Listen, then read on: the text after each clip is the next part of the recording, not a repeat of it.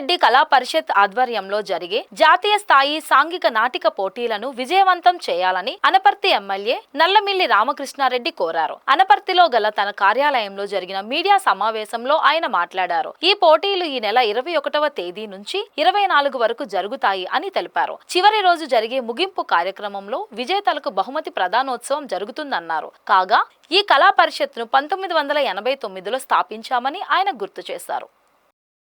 అందరికీ నమస్కారం.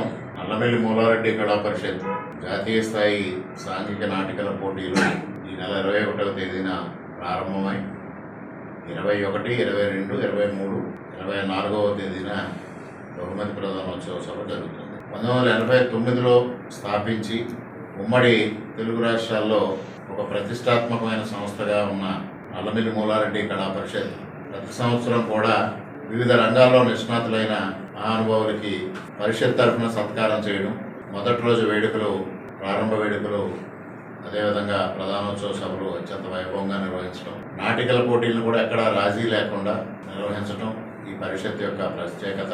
దానిలో భాగంగానే ఈ సంవత్సరం ఏదైతే జరుగుతూ ఉందో Mahaa News chairman and managing director Shri Marella Vamsikrishna గారి దంపతులకి పరిషత్ తరఫున ఘనమైన సత్కారం చేయడం జరుగుతుంది.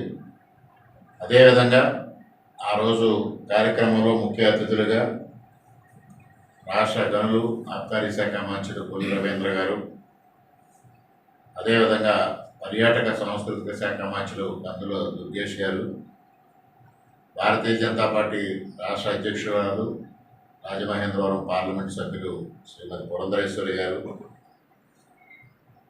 మరి సాహితీ రంగానికి, కళారంగానికి విశిష్టమైన సేవలు అందిస్తున్న పూర్వపు ఉపసభాపతి, పూర్వ మంత్రివర్యులు శ్రీ మండలి బుద్ధప్రసాద్ గారు ఆ రోజు కార్యక్రమంలో ముఖ్య అతిథులుగా పాల్గొనడం జరుగుతూ ఉంది.